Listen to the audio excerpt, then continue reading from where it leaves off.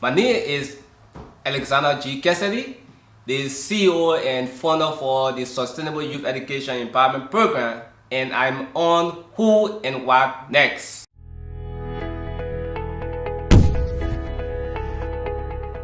Hi everyone, how you all doing? My name once again is Orishua Daniel Etuewe, and you're welcome to Who and What Next. On today's episode, I have a young immigrant with me with an interesting story, and he equally has a project he's going to share with us this morning. How are you doing today? I'm doing pretty well, cool. You're welcome on our show, Who and What Next. So can you tell us a little bit about yourself, please? My name is Alexander G. Cassidy, the CEO and founder for the Sustainable Youth Education Empowerment Program.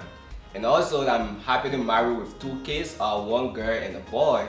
Awesome. And regarding my educational background, I attended the Colorado Technical University, where I hold two master's degree. And my first master's degree was in management, with concentration in information system security. And my second master was in Master of Technology with concentration in information management. And for the time being, everything is going well, and I'm so glad that I'm here and my project back home with this organization is running pretty well cool. Okay, awesome. You talked about this project of yours. Can you enlighten us more about it? How did you get into this NGO, project? Oh yes, because when I was back home, attending my secondary school, we have people sponsoring us from the US, where I was on a scholarship, and the needed support was not reaching us. So when I came over here to the US, I decided that if God helped me, I would definitely render help to needed students or at-risk youth who are dropped out from school to go to school. So when I thought on that for the program to become a reality, I sat down and crafted this organization and named it Sustainable Youth Education Empowerment Program, because if we sustain the youth through education and we empower them in the society, then the world will become a better place. So I sat down and crafted the organization and established it in 2019 in January, in Stockton. So, and then I registered the organization as a 501c3 organization for it to become a non-profit. So this is how the whole aim came about, to help students who are dropped out in Africa and other places in the world. Okay. So the driving force for this now is what? What's the force behind it?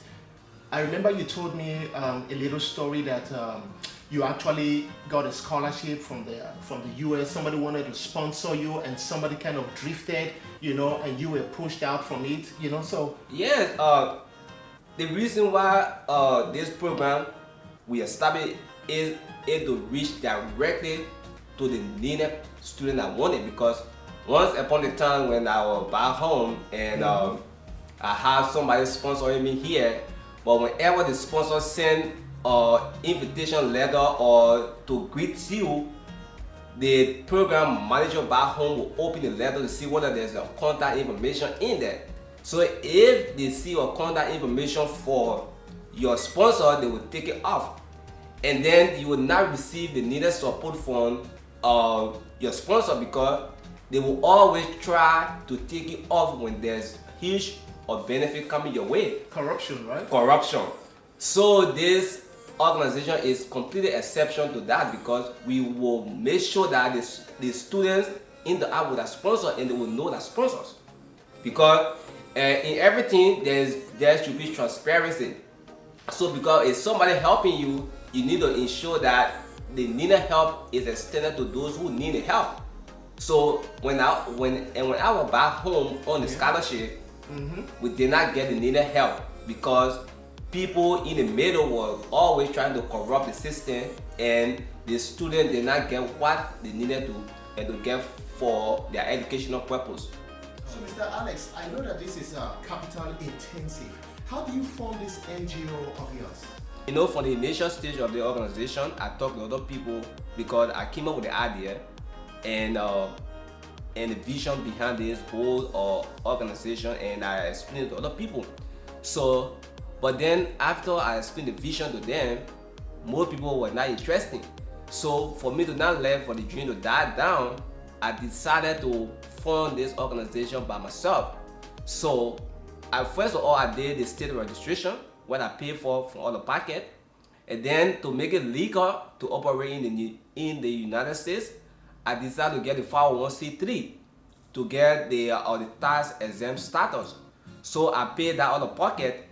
Then to get it online, we need to get a website. So I got the domain from GoDaddy, and then I paid for the hosting. I did it on the pocket. So I developed the website and publish it online.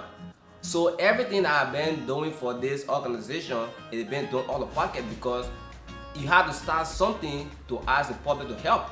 So I've been funding this organization from all the pocket. And then when it came online of the sponsorship, because to sponsor our kids in Africa to go to school for the whole academic school year is $50. So what I did, because I started it initially, so I told all my program managers back home in Africa for all to have a negotiation with the school. So have the agreement with all the school that we're operating with, that at least we make a payment plan, because since I was the one that was initiating the program, so I make a payment plan that I will pay by installment. So we start the program for the first phase of the program. The first year we sponsor 44 kids. So all the 44 youth, I have to pay per installment. So I use my salary at job. All this from your personal? From my personal account, from my salary at job. For the first year, which was the 2019 and 2020 academic school year, I pay out of pocket. So for the second phase of the program, which was 2020 and 2021 school year, I decided to ask other people to help me, because I never wanted for the program to die down. So I talked to some of my friends at work, and one of them helped to sponsor 10 of the students. And then I talked to one other lady that saw me when I went on Africa in 2019. I was giving all the wheelchair to a disabled, and she saw the video, and she helped to sponsor 10 of those students that same day.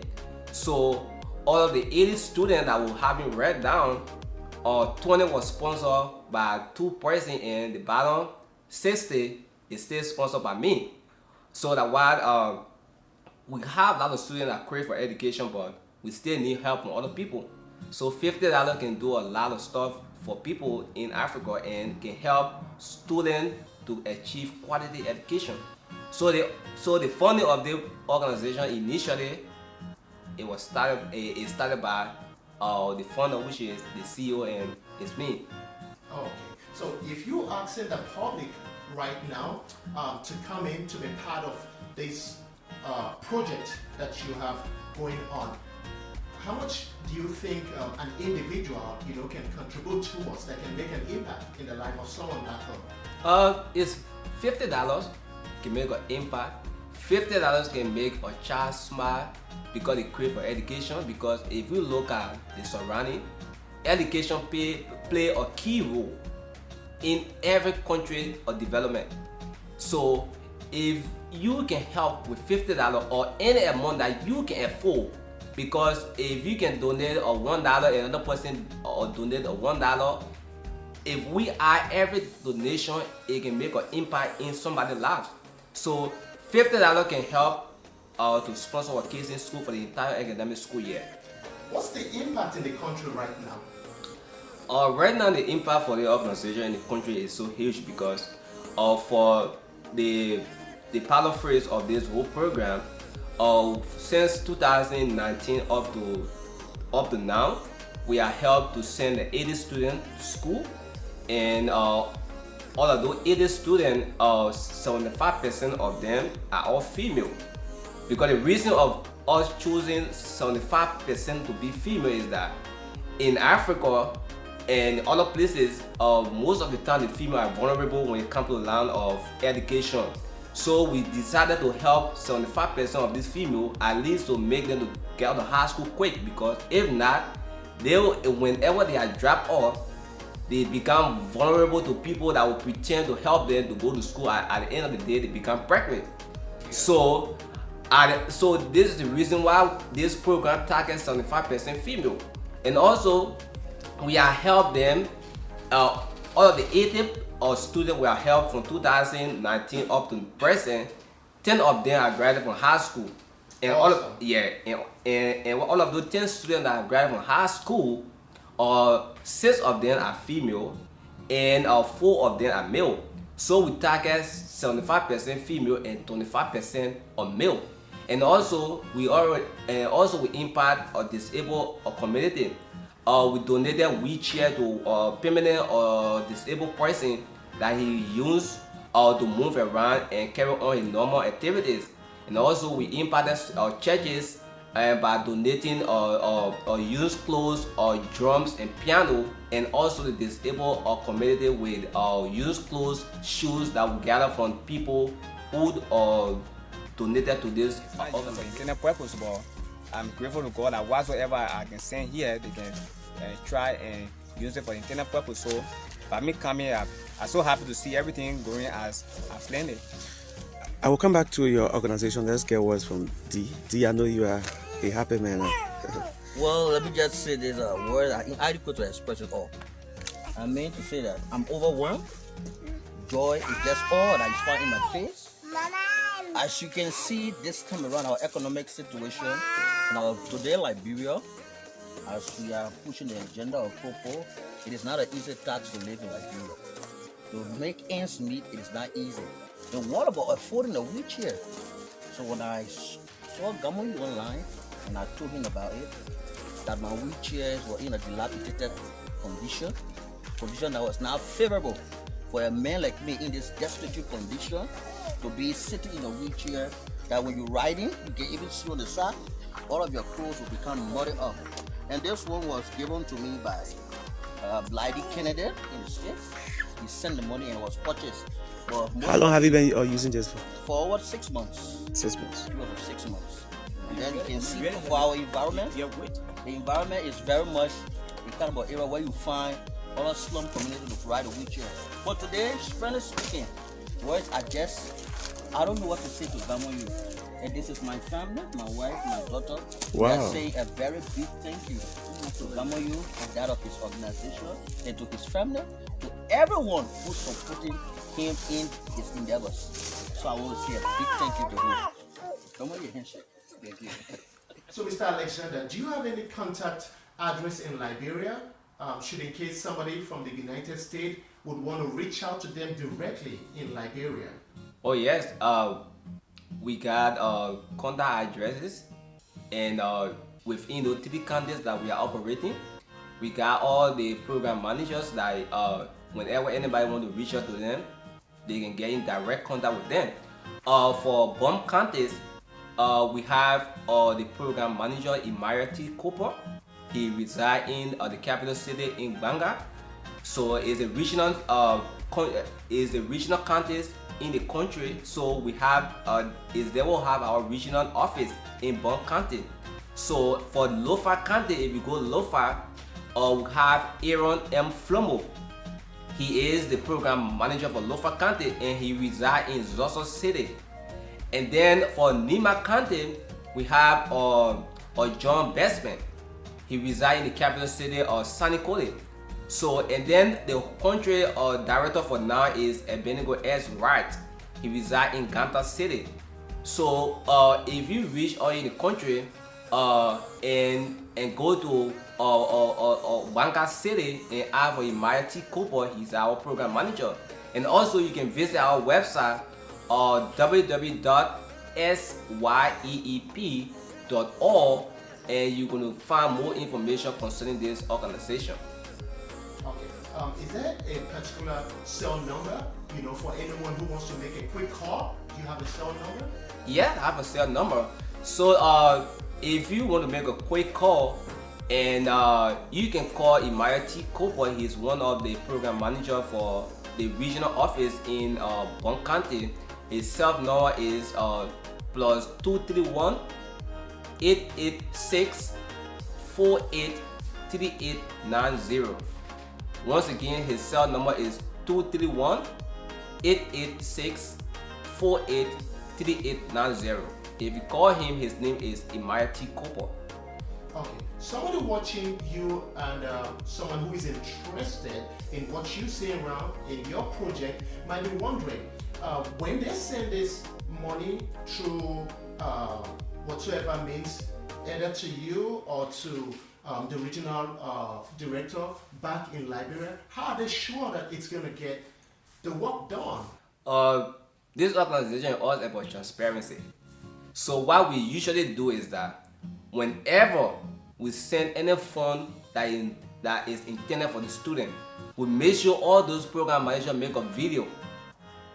Whenever you go pay those students or tuition, you make a video while making the payment, and while doing the donation, you make a video while making the donation, because we don't want to do anything behind the scene, because people want to see where that money is going. People want to see where their fund is going. So what we usually do is that when we get those videos, we'll send it to all those that make the donation, and we'll also publish it on the website. We'll also publish this on the Facebook page for other people to see what we've been doing. So it's all about transparency. And then we're gonna update all the donors, because if you make a donation and we get your email address, we'll always update you, and you can get direct link with the student that you're helping, because you can call your student helping and say, hey, how is the program treating you? So it's all about transparency, because we have to keep our integrity tight, because this time around most people can scam people of that phone.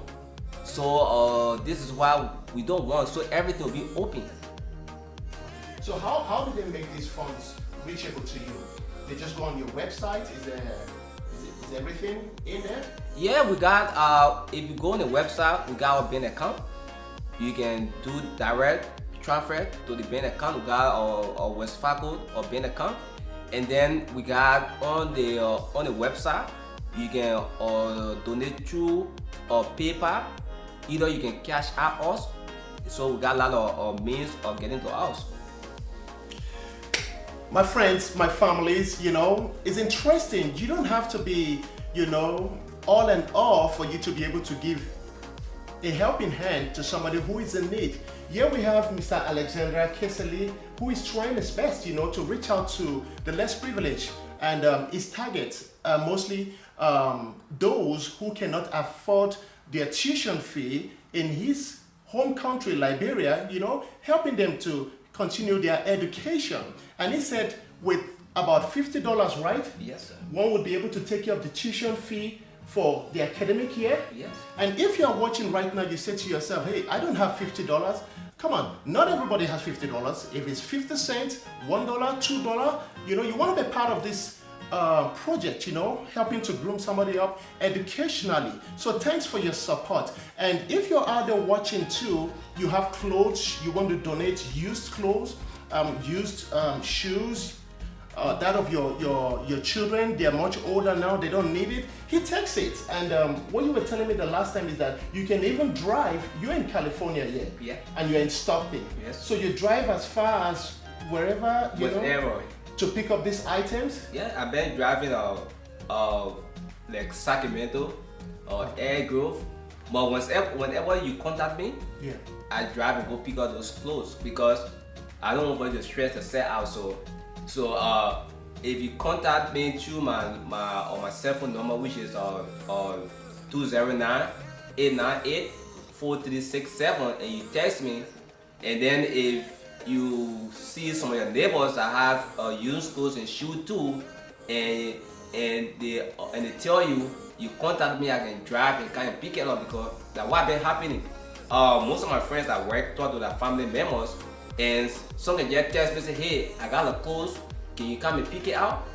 Then I drive and go and pick it up, because we don't have collection or center right now because we just trying to grow up. So whenever somebody got like used clothes, shoes, and even educational materials, because we trying to open a resource center. Okay. Yeah, so I already shipped all like 20 laptops. So we trying to get more computers that use computer and desktop or computer or laptop.